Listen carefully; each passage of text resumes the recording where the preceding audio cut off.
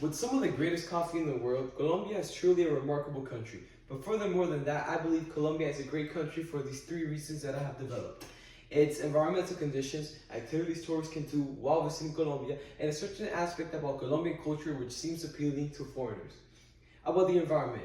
Thanks to Toda Colombia, a website made by Colombians to educate the rest of the world about Colombian landscape, culture, and music, I was able to learn about the different regions. In specific, I was able to learn about La Región Los Andes, which is a really interesting one because it's the largest one, the largest region of the country, and it is also the one that has the highest biodiversity.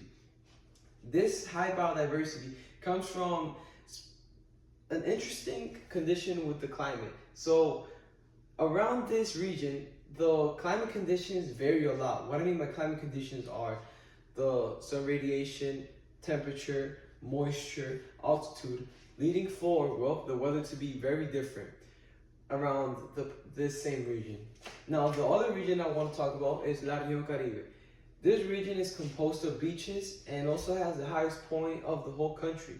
Now, weather-wise, it's pretty funny. This region is split into two parts. First is 6 months of drought, and later it's 6 months of pure rain. I found that pretty interesting. But let's move about some touristic hotspots. Thanks to Nomadic Matt, a website made by the New York best-selling author Nomadic Matt, I was able to find an article which concluded about some of Colombia's best touristic places. The reason I was able to find it there is because Nomadic Matt is a website where the author posts blogs or reports about countries that he's gone to and some of the best touristic places that one should go to, or the ones that he found the most appealing while visiting the country. So in Colombia, the two highlights that there are is the Tayrona National Park and Cartagena. Tayrona National Park stands out for, well, it's just the biggest and the best park there is in Colombia. And then Cartagena stands out for its colloquial vibe. It's got really old houses, but they're maintained and they're very colorful. There's also a lot of parties going on. For it's very good for tourists who just want to have a fun time. But enough about places. Let's talk about food. Food-wise, Colombia does not stay behind. And thanks to Worldpackers, a website which is made to connect people looking for volunteer hours and job opportunities across different countries, has a report which states the 20 most iconic or 20 best foods from Colombia. And here we can find la bandeja paisa and pan de bono. Both of these meals are found all across Colombia, which is something that I like because it gives that sense of community that I really like that Colombia has. But specifically, what I like about the bandeja paisa is its diversity. Because although it's found everywhere in Colombia, different parts have different ingredients that they add to it.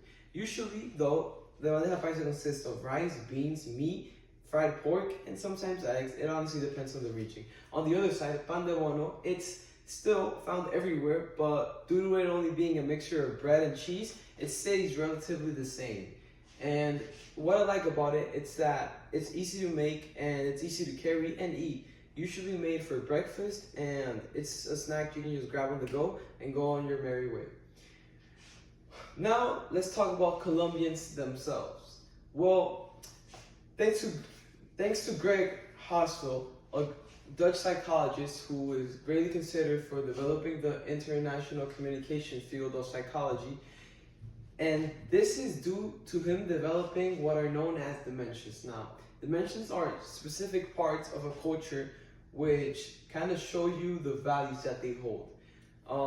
For Colombia, I chose to talk about indulgence. Now, why did I pick indulgence and where did I get this from? It was from the Cultural Factor website. They provided me with Colombia's score and all the other scores for the other cultural dimensions.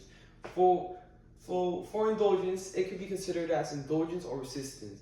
Indulgence are the higher scoring countries, which basically mean that culturally, the people there, they do what they want. They go after what they want. For example, if they want to party, they'll go party. If they want a car, they'll get a car. You know, that type of vibe.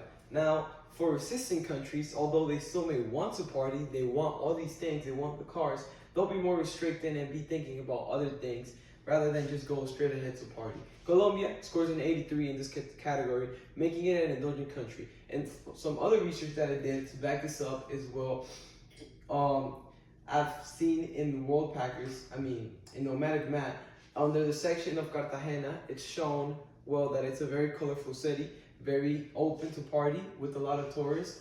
And that just kind of shows you that Colombians are open to do all these parties and are open to have all this fun. Well, now I've talked about how Colombians are, some characteristics about Colombia, and some things that you can do while being in Colombia. But what comes next after this? Well, honestly, it's now your turn to go visit Colombia and experience all of these things by yourself. Thank you very much.